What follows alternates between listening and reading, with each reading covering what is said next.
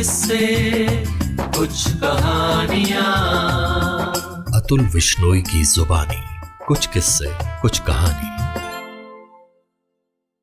दोस्तों, कुछ किस्से कुछ कहानियों में आपका स्वागत है। आज की कहानी है अजय जुगरान की लिखी हुई पागल। आइए कहानी शुरू करते हैं। 12वीं की बोर्ड परीक्षा पूरी कर नैनीताल बोर्डिंग स्कूल से सालों बाद अपनी इच्छा विरुद्ध दिल्ली लौट उस शाम 1 मील लंबे घेरे वाले पार्क के अपने पहले चक्कर में अंगद ने जॉगिंग करते देखा कि एक बदहवास आदमी कोने वाले झुरमुट से छिपी संकरी बेंच पर बैठा था। वो बेंच जो पेड़ के नीचे थी, लेकिन पूरी तरह नहीं। ये आदमी आकाश की ओर ऐसे एकटक अपलक खगोल शास्त्री सा देख रहा था, मानो उसकी आंखों में कोई बड़ी शक्तिशाली दूरबीन लगी हो, जिससे उसे ग्रह नक्षत्र दृष्टिगोचर होते हों। फिर उसके पास से गुजरते हुए अंगद ने सोचा, नहीं, वो तो केवल अंदाजा लगा तैयार रहना चाहता था, बेमौसम हर आए दिन पड़ रही बारिश से निपटने के लिए। उसे लगा कि इस समय उस आदमी की शून्य को तकती आंखें काले और टूटते बादलों के बरस पड़ने के घपटप पूर्वानुमान से भरी थीं। लोग कहते थे कि कुछ साल पहले नौकरी से अवकाश प्राप्त कर दिनचर्या के अभाव, अकेलेपन और अपने लालची छोटे भाई की प्रताड़ना ने इस जीवन पर्यंत आत्मनिर्भर आदमी को अवसाद में धकेल दिया। जब कभी किसी ने उसकी सहायता करने का प्रयत्न किया तो उसे बड़बड़ाते सुना कि किसी से कुछ न लेना उसके जीवन जीने की एक अटूट शर्त है। और फिर उसने ना में इतनी जोर से बार बार सिर हिलाया है कि देखने वाले का ही सिर घूमने लगता। पार्क के अपने दूसरे चक्कर में अंगद ने देखा कि वो आदमी एक अपर्याप्त प्लास्टिक शीट के नीचे लेट अपने हिलते सिर को बेंच पर स्थिर रखने की कोशिश में अपने माथे पर एक निश्चित अंतराल में मुट्ठी प्रहार कर उसे दबा रहा था। उसकी बाईं कोहनी उसके सर नीचे तकिया बनी थी और वो अपने दाहिने हाथ से बार बार अपने सर के सफेद हो रहे लंबे काले बालों को खींच रहा था। उनको उखाड़ पाने में असफल हो वो अपनी लहराती दाढ़ी से अपनी सारी क्षीण हो रही शक्ति लगा कुछ बाल उखाड़ता और उन्हें अपनी आंखों के सामने रख उन पर कुछ पल ध्यान लगाता। फिर वो उन बालों को एक एक कर उड़ा अपने अंधेरों और उजालों के हवाई राक्षसों को भेंट कर देता, उन राक्षसों को जिन्होंने उसे जकड़ क्षेत्र संन्यास दिला दिया था पार्क की उस बेंच पर पिछली सर्दियों के अंत से।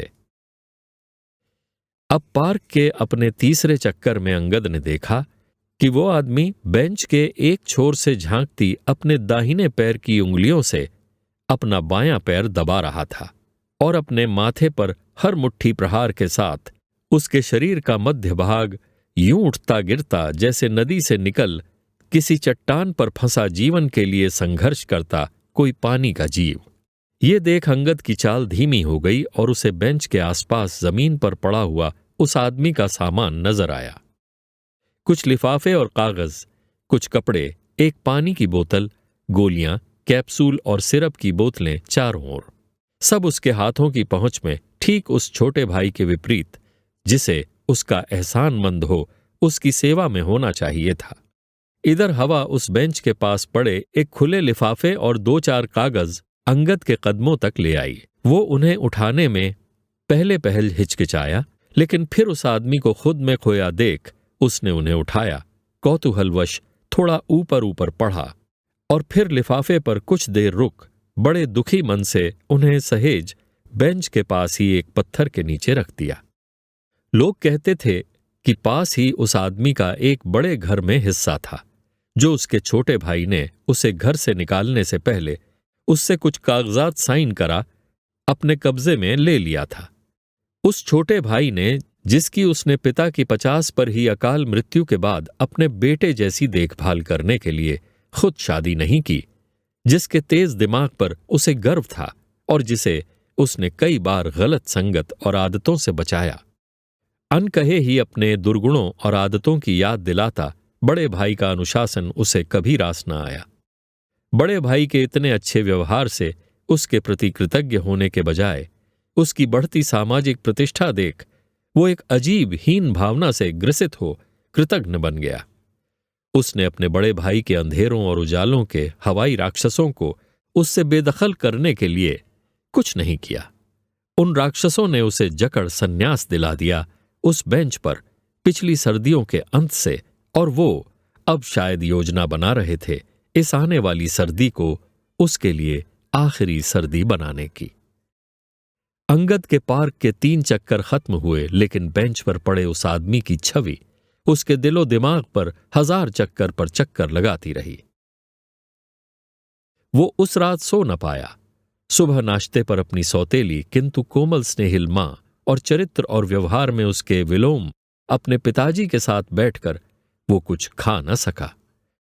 मां की मनुहार और पिता की नाश्ता न करने पर पंजाबी गालियों भरी फटकार के बाद उसने साहस बटोर कर पूछा, अगर मैं बीमार हो जाऊं तो आप लोग क्या करोगे?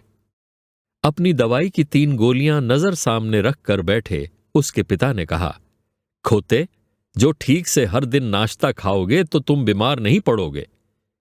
You eat your breakfast now. अगर आप में से कोई बीमार हो जाए तो? उसने हिम्मत कर आगे पूछा। तो तुम हमारी देखभाल कर हमें ठीक कर देना, उसकी मां ने कहा। तो हम बीमार ताऊजी की देखभाल क्यों नहीं करते मां? उसने आगे पूछा, और पार्क में उस लिफाफे पर लिखा नाम उसके मानस पटल पर अब फिर कौंधने लगा। उसके पिता ने कहा, क्योंकि बड़े भाई साहब बीमार नहीं, पागल हैं। पागलपन भी एक बीमारी ही है, और वैसे रिटायरमेंट से पहले तो वो बिल्कुल ठीक थे। क्या आपने तो उन्हें पागल नहीं कर दिया इस मकान को हड़पने के लिए? वो पूछता रहा। बकवास बंद कर खोते, अपनी औकात में रह कमीने, ये बच्चों की बात नहीं है। Shut up, eat your breakfast and get lost, you idiot. साला अपनी मां का बेटा, उसके पिताजी ने गुर्राते हुए आंखें तरेर कर कहा, और एक हाथ झाड़ू सा मार अपनी नाश्ते की प्लेट और चाय की प्याली फर्श और दीवार पर मार तोड़ डाली।